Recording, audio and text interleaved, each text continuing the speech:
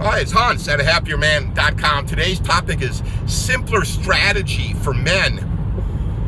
Well, I think the simplest strategy for you as a man to make sure your life doesn't become overly chaotic, and that you make progress on whatever you make to want progress on, and you don't suffer with frustration and issues and problems and maybe even an unbearably miserable life.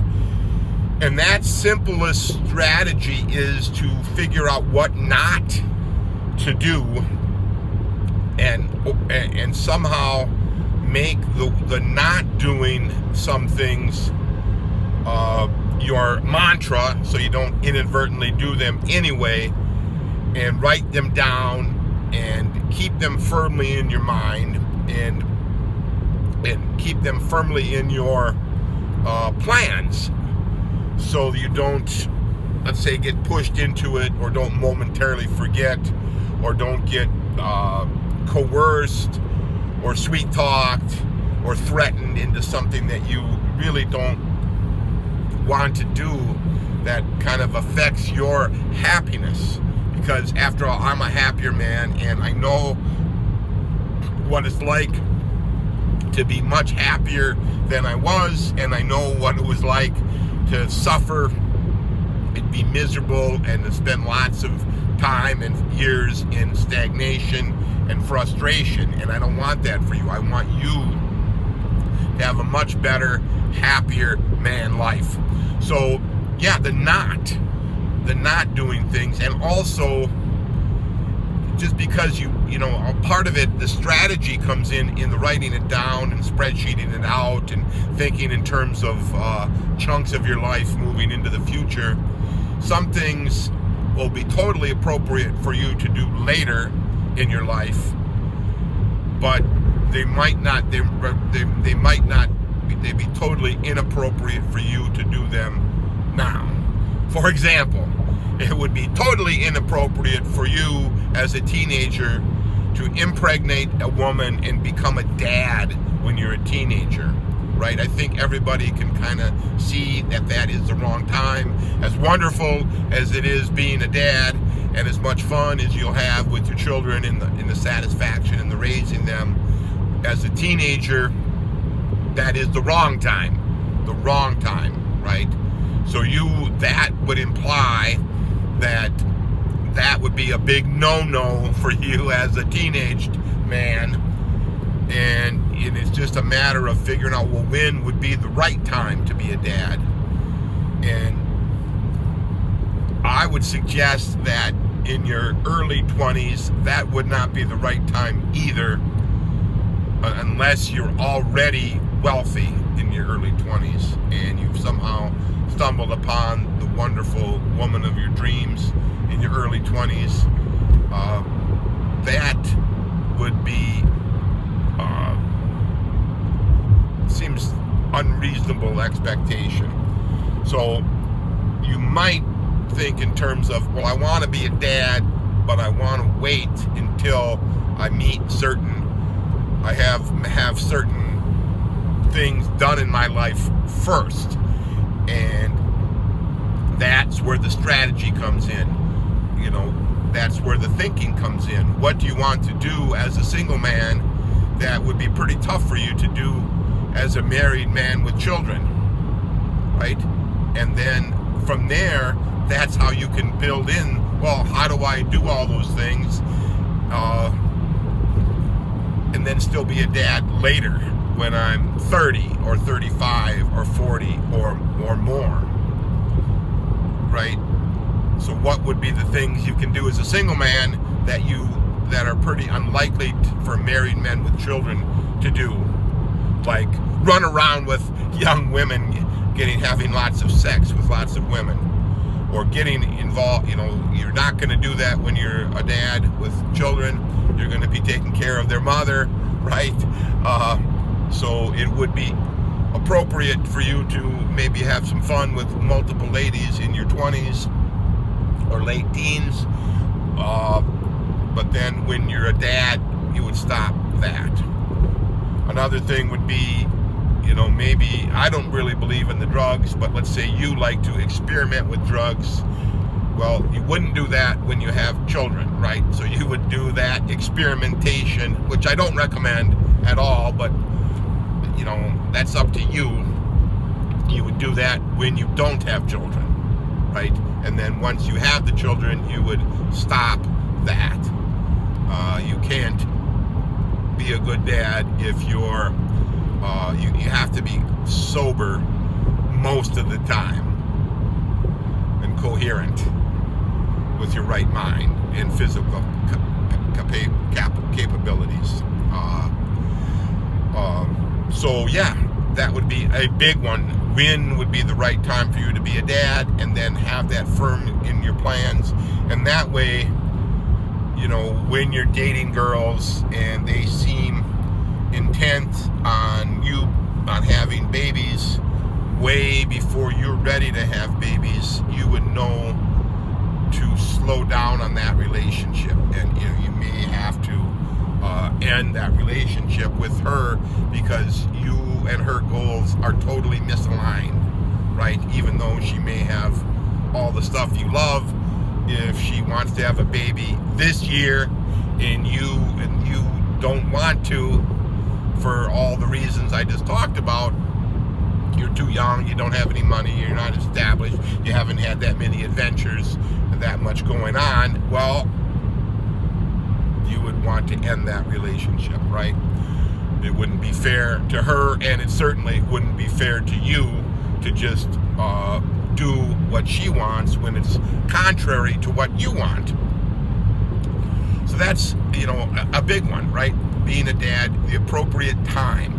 And the similar thing for the marriage, right? It may be you may want to be married at some point, but you would want to know what type of woman not to get involved with, and that would imply you would spend some time dating girls and getting to know types of girls and their aspirations and how they are and how they operate and what their thoughts are, and that you would carefully evaluate the girls you're dating to see if they're marriage material for you, if they meet the things you think is appropriate, is proper for your wife to have. It's your life, right? You have to decide how you want it to be. Of course, I learned all this the hard way, right?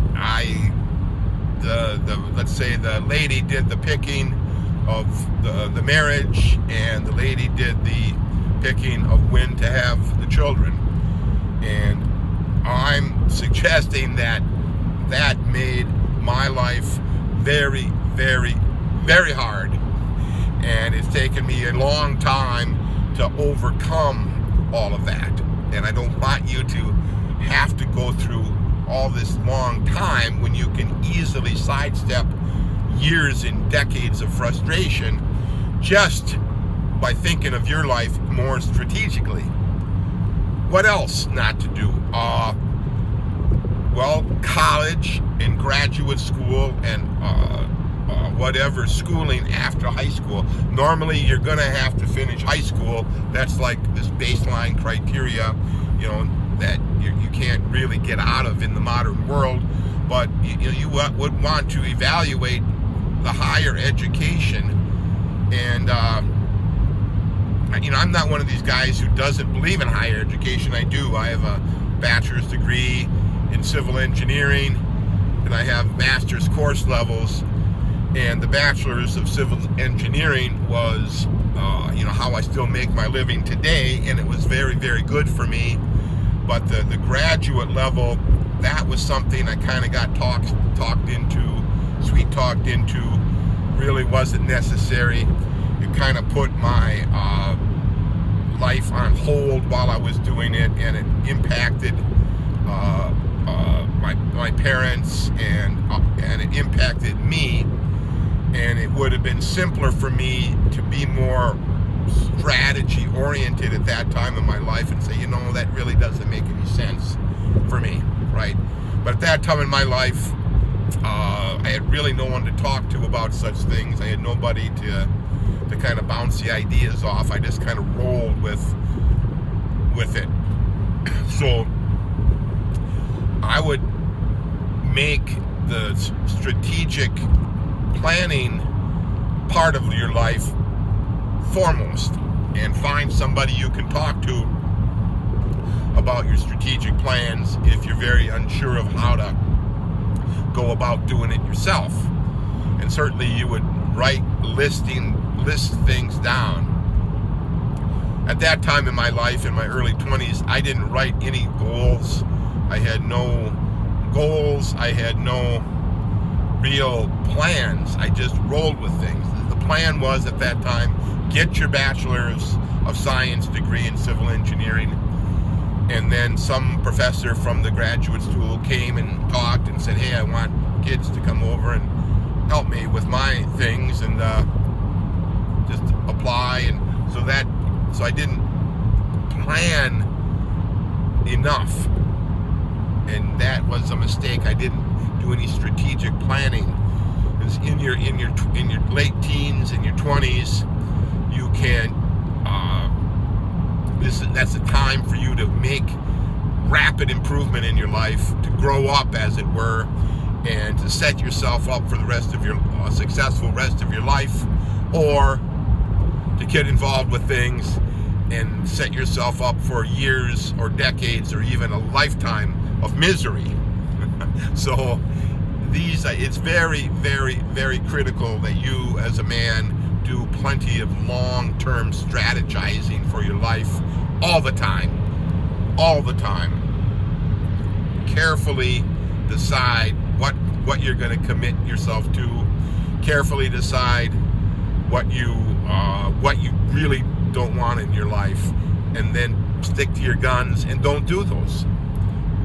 You'll find that if you do a little bit less of everything else, you'll have more time to do more of what you really want.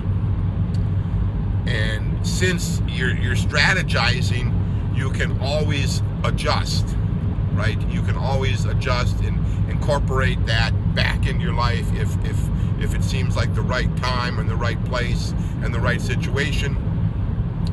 But once you've committed to some things, they're very hard to get yourself out of.